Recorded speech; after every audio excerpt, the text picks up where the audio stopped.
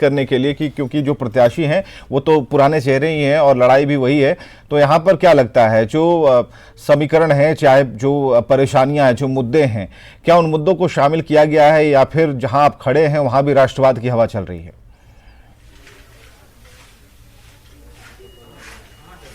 देखिए, जहां तक विवेक मुद्दे की बात कर लें तो ये सुपौल है और 2008 का वर्ष आपको भी याद होगा, हमें भी याद है, जब कुशहा तटबंध पर भारी क्षति हुई थी और जो बाढ़ की विभीषिका झेलनी पड़ी थी वो शायद ही लोग अपने जेहन से निकाल पाए।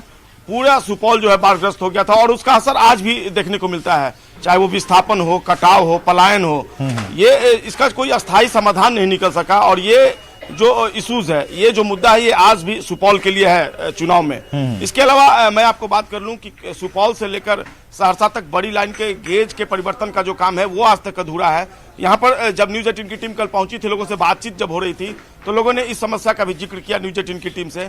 इसके अलावा सुपौल में कृषि आधारित उद्योग, खासकर मक्का आधारित उद्योग नहीं है यहाँ पर, इसका भी अभाव दिखता है। ये भी इशू है इस बार के लोकसभा चुनाव में। जो फीडबैक मिला है यहाँ के वोटर से, जो बात हो रही थी, उन्होंने इस बात की जानकारी दी है। एक और यहाँ पर समस्या है रोजगार की। आपको मैं जानकारी दे दूं कि सुपौल जो है ये कोसी क्षेत्र में सबसे बड़ा जिला है क्षेत्रफल के दृष्टिकोण से।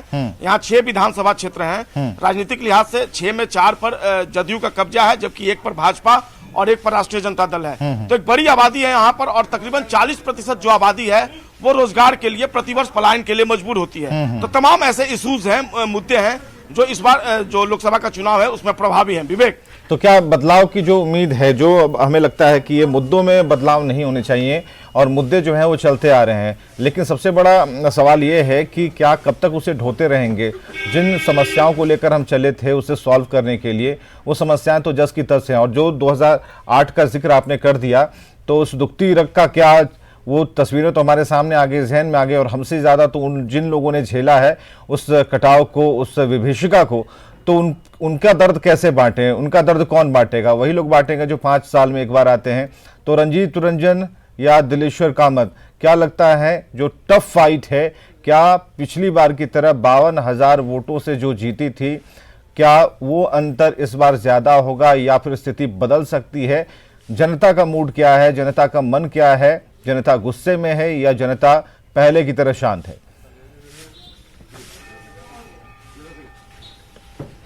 देखिए विवेक, सुपौल लोकसभा क्षेत्र की अगर बात कर लें तो मैं आपको बता दूं कि यहाँ पर जो अब तक जो जितने भी प्रमुख राजनीतिक दल हैं उनका अपने कैडर वोट है। तो 2009 में नए परिसीमन के बाद जब सुपौल लोकसभा क्षेत्र अस्तित्व में आया था, तो उस वक्त 2009 की तस्वीर को अगर याद कर ले तो भाजपा और जदयू एक साथ लड़े थे यहाँ पर। तो उस समय जो जदयू के कैंडिडेट थे, जब भाजपा का सपोर्ट था तो 44% से अधिक मत उन्हें मिले थे और रिकॉर्ड मतों से उनकी जीत हासिल हुई थी। 2009 की ये बात है। उस समय रंजीत रंजन 21% जो वोट है वो ला सकी थी और राष्ट्रीय जनता दल को 15% वोट मिले थे।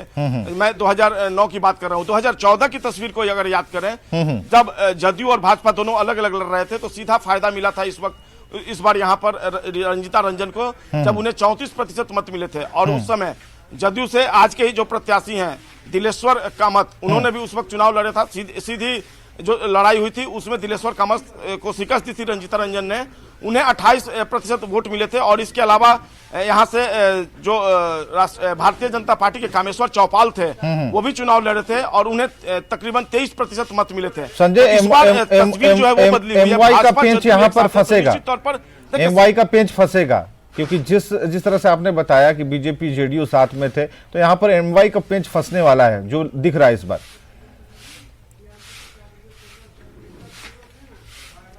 देखिए विवेक, मैं बता रहा था कि जो जितनी प्रमुख पार्टियां उनका अपना कैडर वोट है, तो जो गठबंधन होता है उसमें जो गठबंधन के दल होते हैं उनके अनुसार जो स्थिति है वो तय हो जाती है। और ऐसे में जो गठबंधन के हिसाब से वोटर तय होते हैं और ऐसे में इसका सीधा असर चुनाव परिणाम पर पड़ता है। मैं आप जिक्र कर रहे थे माई संगठन का, लेकिन इस बार तस्वीर कुछ बदली हुई है। माई की जगह मुनिया हो गया है। जहां तक महागठबंधन की बात कर लें तो महागठबंधन का जोर मुनिया पर रहा है।